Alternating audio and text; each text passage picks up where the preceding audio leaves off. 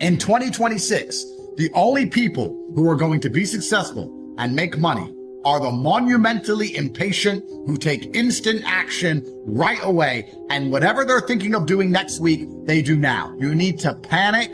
You need to get rich now. You need instant action. You need instant results. Impatience is the most important word for 2026. You don't have time to wait. You cannot do it next month. You cannot do it next week. You cannot think, if I dedicate myself and I save money and I keep going to work and I keep doing the commute, in 3 or 4 years, I'm going to get a pay rise that will allow me to buy a house. No, everything is going to get worse forever.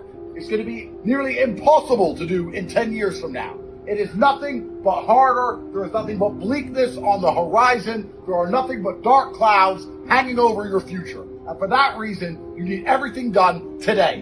You need to become monumentally impatient. You need to act now. If you do it in 2 hours from now, it'll be harder than it is to do now. It is only going to get harder. You need to act instantly. You need knowledge now. You need information you can act on now. You need to start making money now. You do not have time to wait. You cannot rely on some perfect utopian future. You cannot rely on politics to save you. You cannot rely on getting a raise at your job. You cannot rely on saving up and buying a house. You cannot rely on anything besides having information before other people have it, so you can earn more money than everybody else earns, so you can finally escape the debt trap. Two things can be true at once. It is harder to get rich than it's ever been, and it's also easier to get rich than it's ever been. The reason it's harder is because in the 1980s or 1990s, it was basic consumer capitalism. For you to get rich, you had to sell a product. You'd open a butcher's store, or you'd open a factory that sells teacups, and enough people would buy your product, and before you know it, you'd be rich. Very simple. But in the world we live in today, there are no mom and pop shops, there are no small businesses, because everything has become globalized and monopolized. It's extremely difficult for you to compete with Amazon. It makes it very difficult for you to have a small business. However, it is also easier to become rich than ever before, because now you can grow capital with basically no work. In the 1980s, at the same time, where it was easy for you to open up lots of little stores and make money with consumer capitalism, if I said to you, here's $10 million, grow it, you'd have to really think outside the box of how you're going to do that.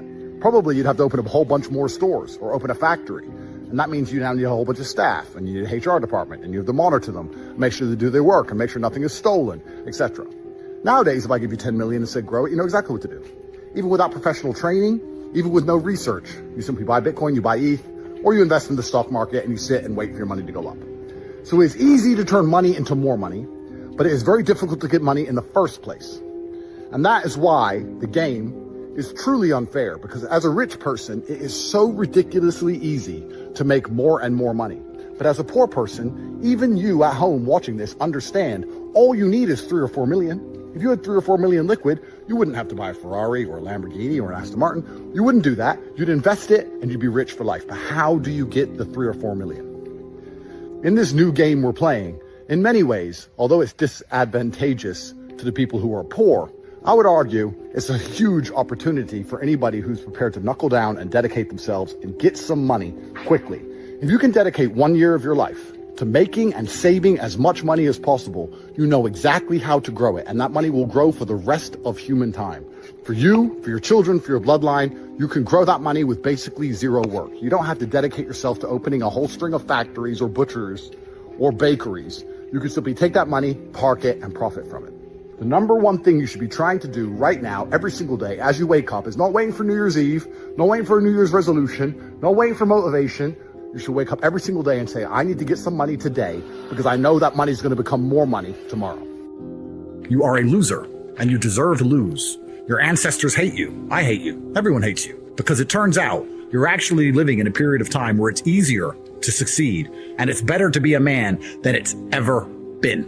You should show some respect to the men who did amazing things, whether they died in a ditch, in some forgotten war, or dug out this entire salt mine by hand to feed their families. And the easiest way to show them some respect is to dedicate yourself and make some money. If you're broke and you meet a pretty girl somewhere, you have one chance. You have to go up to her, even though your hair is not done and you're dressed like crap, even though you smell from the gym, you have to go up to her and you have to try and get her number, and you have one chance to impress her and make her like you. That's your shot to get a pretty girl. But if you have money, you're around pretty girls all the time.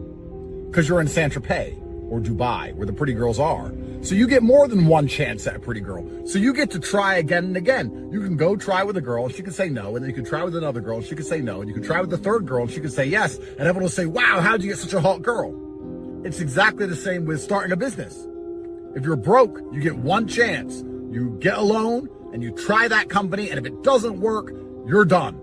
But if you have money, you try that business, doesn't work, try that business, doesn't work, try that business, works a bit, try another business, make hundreds of millions.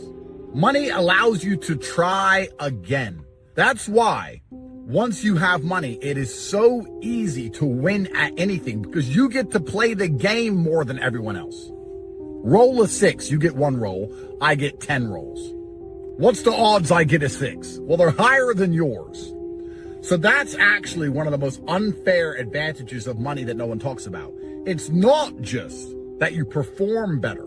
People talk about this. People talk about how having money gives you a competitive advantage when you attempt something. True, but they do not talk about the fact that you get more attempts. Forget the competitive advantage. That's compounding. That makes it worse. But when you take that away, it's the fact that even on an even playing field, I get to try more than a poor person does. So how can I fail? How can I lose? Life's about being a legend. Life's about sticking to your word. God will always reward you in the end if you stick to your word. Sticking to your word and being a man who doesn't snake anybody, stands up for what he believes in, always pays off. Honor, dignity, respect is always the right way. God will never reward you unless you stick to those tenets. Hope is the universal sauce. Hope is the thing you can apply to anything. If you have hope, you can apply it to the gym, you can apply it to making money, you can apply it from escaping in the cave. You know when you're in the cave and you're stuck and you think you're gonna drown because it started raining outside because you thought it was a good idea to explore the devil's asshole. But if you have hope, all of a sudden you feel better. Hope is the universal sauce. And a lot of people don't have hope anymore. The easiest way to have hope is to be around other people who are achieving the things you want to achieve. When you're around doomers and gloomers, of course you're going to give up. Everyone else is giving up. They're all trying to drag you down. It's crabs in a bucket. But when you're around hopeful people who say, no matter how bad it gets, I'm still going to win. When you're in a group of hopefuls, you become hopeful. And then not only do you feel better on the journey, not only do you feel better before you reach the destination, but all of a sudden these things like dedication, motivation, that no longer becomes a problem. It's not about dedication and motivation. It's about hope. It's about belief. 2026 will be completely different to 2025. Don't you want to escape the doom and the gloom? The algos are trying to beat you down. They're trying to demotivate you. They're trying to wreck your soul. Get rid of all that. Get in a group of people who are dedicated to winning, who are guaranteed to make it out because they have promised the universe that they are going to win. That is the place to be for 2026. I have hope. I know that it's going to be the best year of my life, and it's down to you to believe the same. The secret to life is staying positive through the trials and tribulations. The matrix, the simulation, it beats everybody down. You're not alone with how you feel. In fact, everybody feels the same way. Everybody's demotivated. Everybody's sitting there wondering if they can make it out. Everyone's stressed. Everyone's unhappy.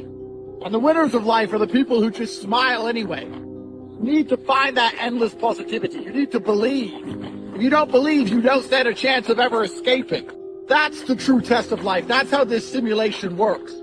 Because the one who keeps trying is the one who deserves to escape. You don't get out unless you deserve to get out.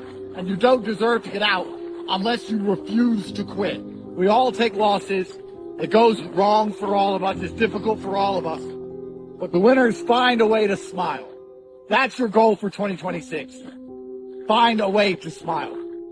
It's easy to smile when you're around the other people who understand this. That there's no time for blackpilling. There's no time for dooming. We only have a certain amount of seconds alive on the planet. We can't waste any of them sitting there believing it's hopeless. It may be hard. You may have the odds stacked against you, yes. You may be temporarily demoralized, yes. But it's never impossible. It's never too large a task for you to complete. You can do it. And every time you get knocked down, every time it doesn't go your way, that's just the simulation testing your mettle. That's just God and the universe testing if you really deserve the win. Because if you really deserve the win, you get back up and you try again. That's the true test of life. You know, people often say, oh, I feel this way, or it's difficult, or they complain about how hard it is, or their emotions at the time. All of that is absolutely irrelevant. That is just the basic fabric of the universe. The fabric of the universe is the endless demoralization, the endless doom, the black pill. And it is down for you to resist against that, to show God that you're different and that you can't be psyoped into giving up. Please understand that losing hope is fatal. Hope is a requirement for success. My whole life was built on hope. You do not become a 4-time world champion without it. You must believe you can achieve your dreams. Hope and vision are slightly different. Vision, you can see where you want to end up, but hope is the belief that for sure the vision will come true. You have to see through time, act accordingly, and prepare to told you so that eternally upsets doubters. I'm saying you must believe all of the things you want to have are going to happen. You must see through time with a plan in place so you can see it all come true to be the man you want to be. You can have anything you want. All you have to do is make a plan and see it. And when other people do not see it when they look at you, you bend space-time and change your outward projection, your avatar, so others view you exactly the way you see yourself. It is called belief. The power of belief is real. Words and thoughts have power. Use them. My brother and I used to sit around and talk about what could be if only we managed to get it out. How it would feel to be famous and internationally renowned. How it would feel to be able to fly on private planes. How it would feel to not have to worry about food anymore. We believed in this version of reality where we somehow made it.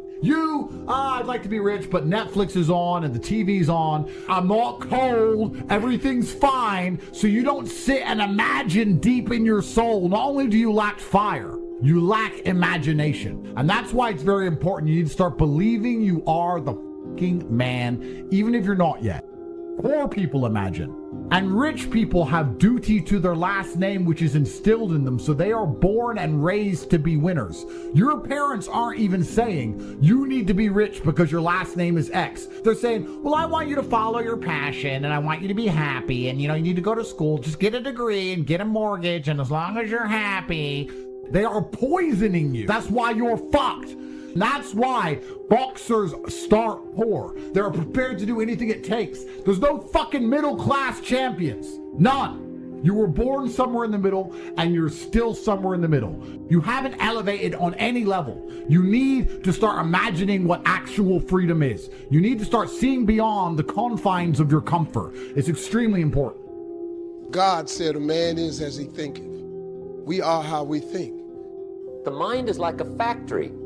And whatever you think about all day long pours ingredients into this mental factory. And that's what builds the economic, financial fabric of your life. You have got to change the way you think. It is the whole determining factor of where you go in life. As you think, so you become. We are all where we are today because we thought ourselves to this position. If you don't like the position, think yourself out of it. Every day, stand guard at the door of your mind.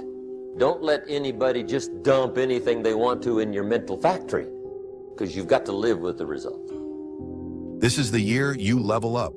No more repeating the same mistakes. No more waiting for the right time. No more starting over every January with nothing to show for it. This year, excuses end. Comfort ends. Average ends. You've prayed for change. Now it's time to become the answer to that prayer. Leveling up doesn't mean more talk. It means more discipline, more sacrifice, more nights where you choose progress over pleasure. You don't rise by luck, you rise by standards. This is the year you stop negotiating with weakness. The year you stop explaining yourself to people who don't live your vision. The year you outgrow who you used to be. It won't feel good. Growth never does. But it will feel right. God doesn't elevate comfort. He elevates commitment. So if you're tired of being stuck, if you're tired of starting over, if you're tired of knowing you were meant for more, stand up, decide, lock in. This is the year you level up and you don't look back.